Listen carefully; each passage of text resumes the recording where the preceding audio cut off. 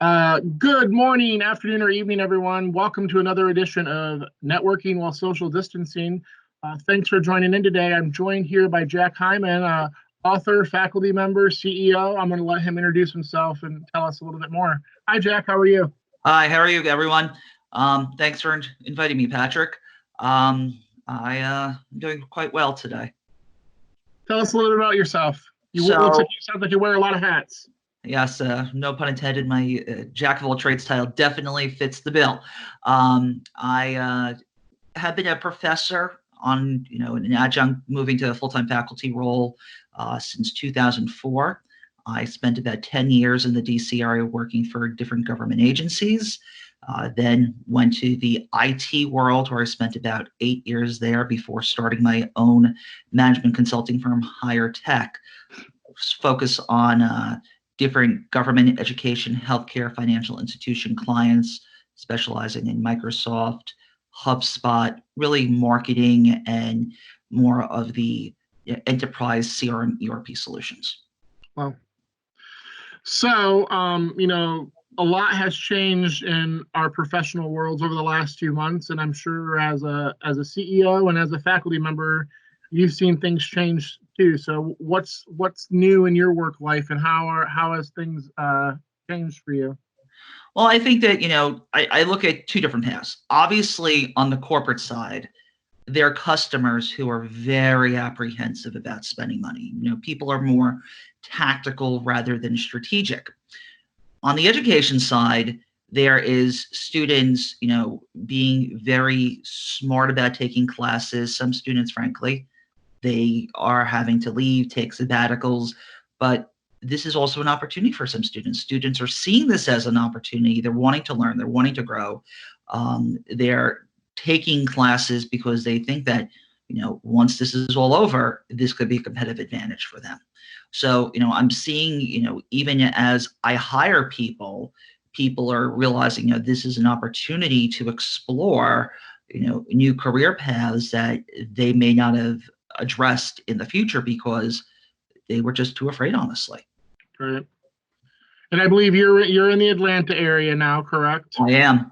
So, before we started, we were talking a little bit about how each state seems to be doing things a little bit differently, and Georgia's been in the news for their readiness to be on the front line of reopening. So, how are things in Georgia? Are things starting to return to normal? I would say that the media is hyping things a lot because, the governor may say one thing, but really it's the cities who are dictating, and the cities are putting a lot more restrictions on things. So, if you have to go to work and you're considered essential, you're essential. But a lot of restaurants, a lot of the establishments, they're very cautious. They don't want to get sick because, a day's lost productivity isn't a day's lost productivity with this disease. It's two, Right. 3 weeks. Mhm. So, if you're a big corporation, obviously you're looking for the money.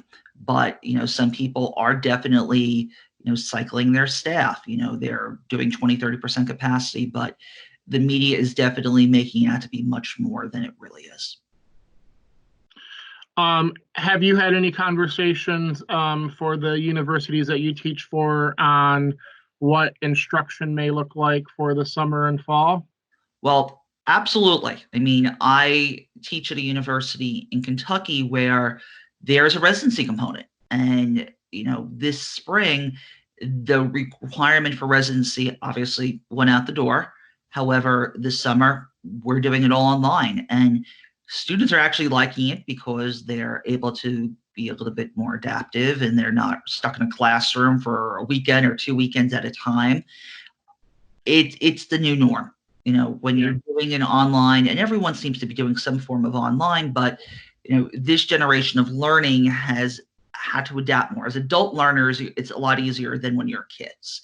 But talking into the fall, it really is geography specific. So, for example, I teach at a university in the Washington, D.C. area. They're hoping to open up in the fall. However, they aren't sure. I've talked to universities in the Boston area. They're talking spring 2021 because there are so many isolated pockets. So Mm. it really does depend upon your geography. more rural and suburban universities are more conservative. But once again, it really depends upon what your state is saying is the rules. Yeah, and it's good to hear that colleagues everywhere across the country are having these conversations, and you know, thanks for sharing that. Um, in terms of you personally, what have you been doing to keep yourself healthy and sane during this pandemic?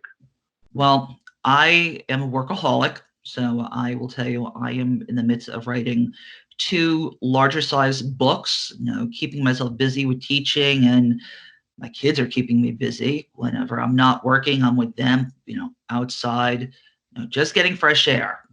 I lucky to have some outdoor space in my property, so being able to be with them, watching TV, Netflix.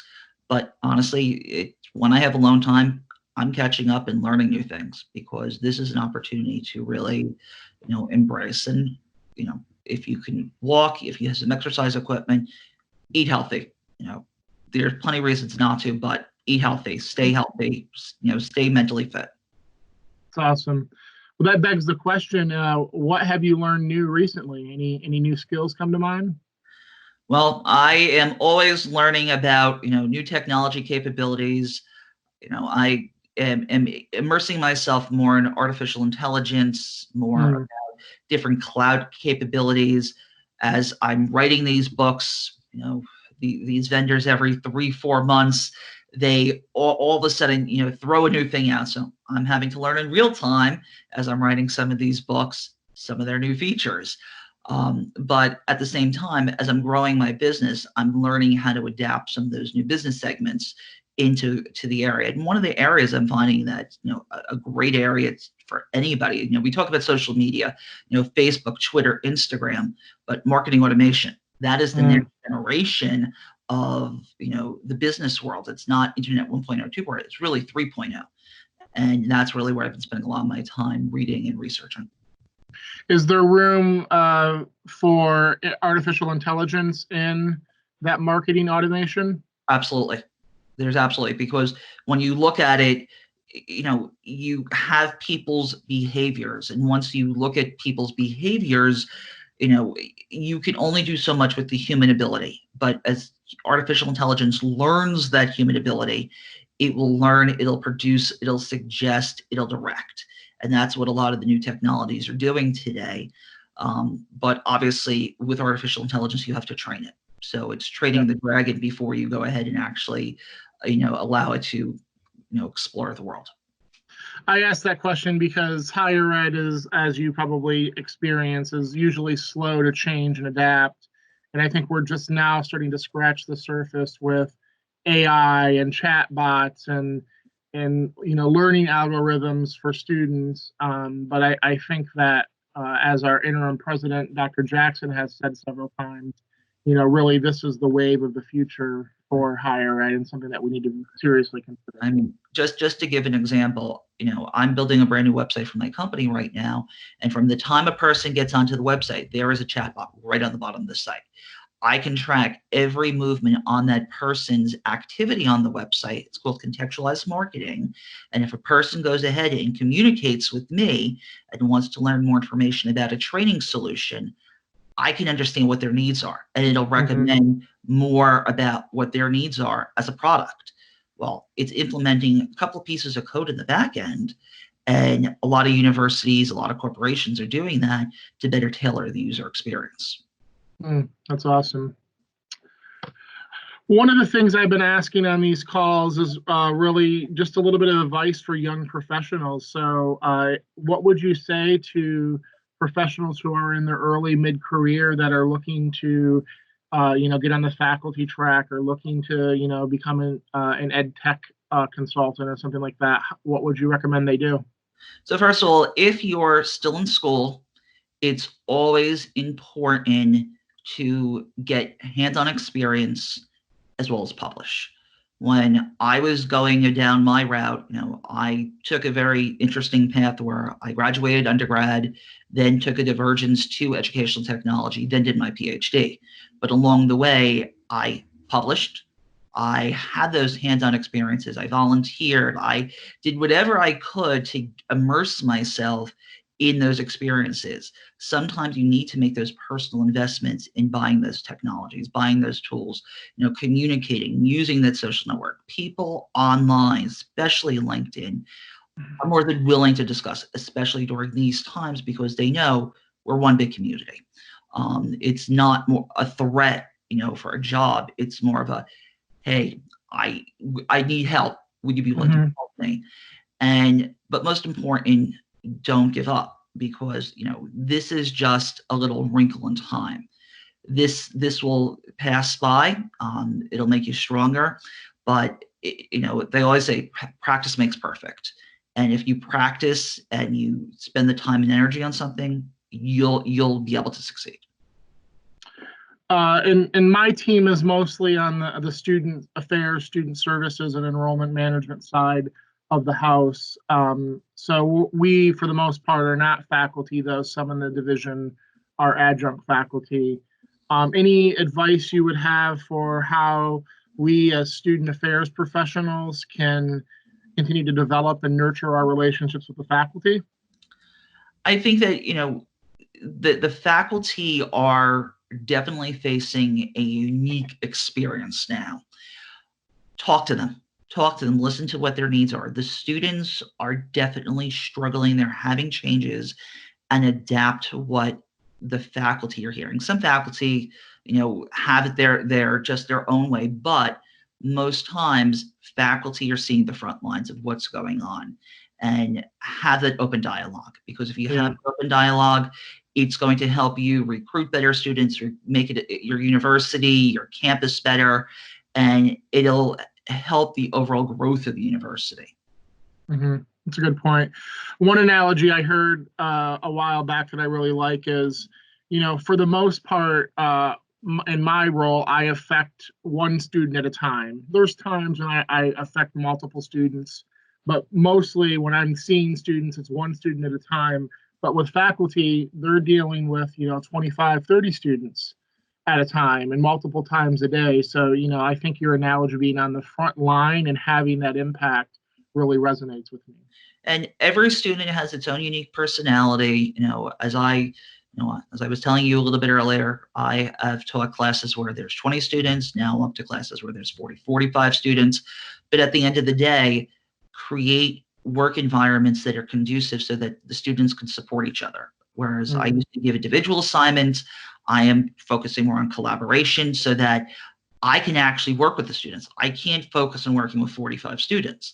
If I can work with 9 groups of students and have 9 Teams meetings, 9 Skype calls, 9 Zoom meetings, and spend 20 minutes with a group of students, I get to know the students better than having a 5-minute call and an email, because I get to feel the pulse of what's going on.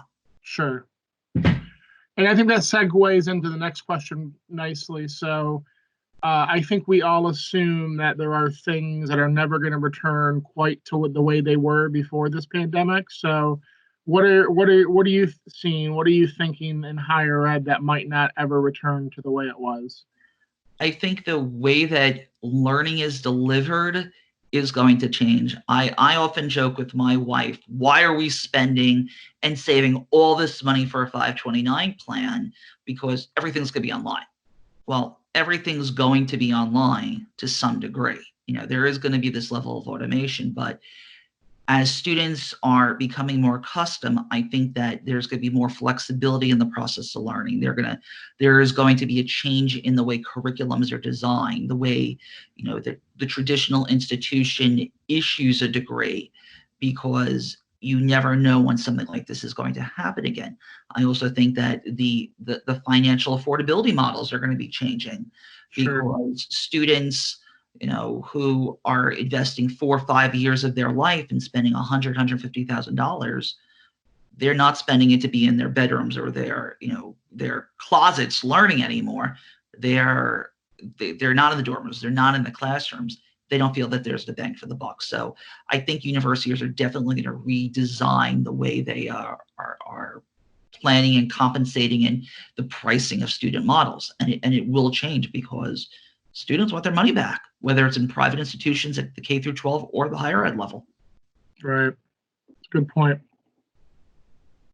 Let me switch it up a little bit and keep it lighthearted. So, if you could have any superpower at work, Jack, what superpower would you have and why?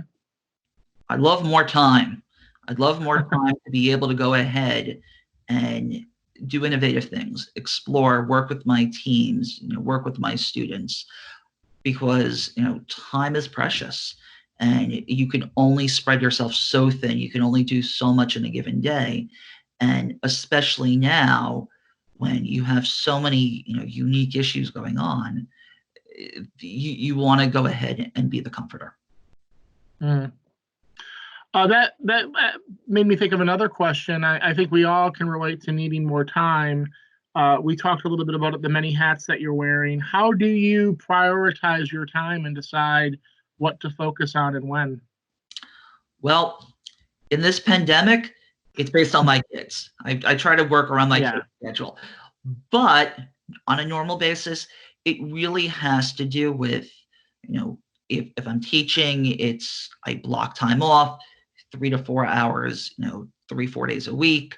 I've developed a course, there's 2, 3 times a year where I do have to spend 3, 4, days just writing out the courses.